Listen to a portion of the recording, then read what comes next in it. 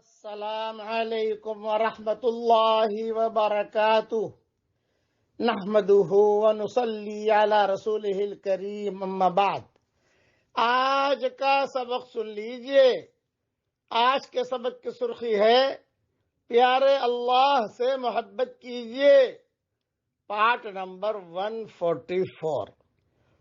ایک بات ذہن میں رکھنا، جو میرے والد صاحب رحمۃ اللہ علیہ بہت فرماتے تھے، اتنا ایمان کا سیکھنا ہر مسلمان عاقل بالغ مرد و عورت پر فرض عین ہے، جو ایمان مسلمان کو حلال پر کھڑا کر دے اور حرام سے روک دے۔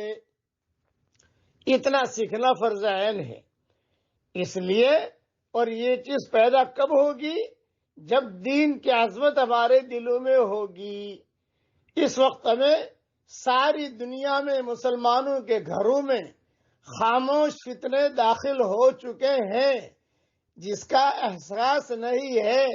یہ موبائل، انٹرنیٹ اور یہ دنیا بھر کے جتنے بھی دجال ہیں، یہ خاموش فتنے ہیں، مسلمان کو پتہ نہیں ہے، لیکن اس کی وجہ سے بچے خاموش فتنوں میں لگے ہوئے ہیں، بچیاں لگی ہوئی ہیں۔ ایمان مضبوط ہوگا تو یہ خاموش فتنوں سے اللہ تعالی حفاظت کرے گا۔ اس طریقے پر خاموش فتنوں سے بچنا بہت ضروری ہے، ورنہ ایمان خطرے میں رہے گا۔ اس لیے اللہ کے اوامر کو پورا کرنا اور اللہ کے اوامر کی پابندی کرنا، یہ دونوں ضروری ہے۔ اس کے لیے اللہ تعالی سے دین کی عظمت مانگیے اور ایمان حقیقی مانگیے، تو اس کی وجہ سے اللہ کی ذات سے امید ہے کہ خاموش فتنوں سے یہ امت بچ جائے گی۔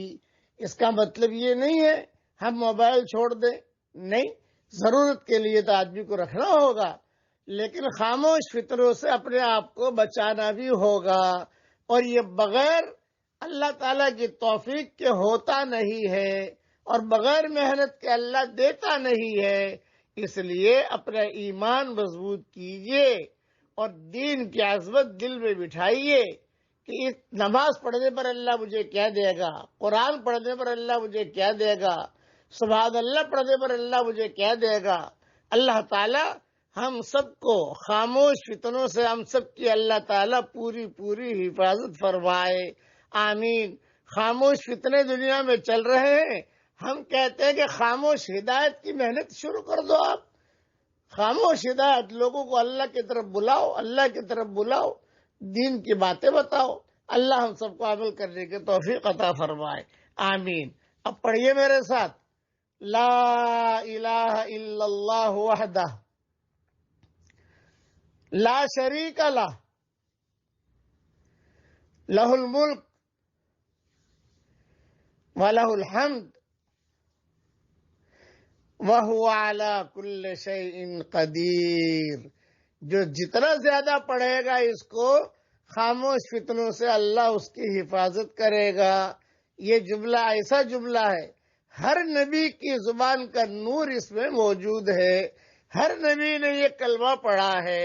اللہ تعالیٰ اس کا پورا نور ہمارے دلوں میں داخل فرمائے، اور خاموش فتنوں سے اللہ ہم سب کی پوری حفاظت فرمائے، آمین۔ وآخر دعوانا ان الحمدللہ رب العالمین۔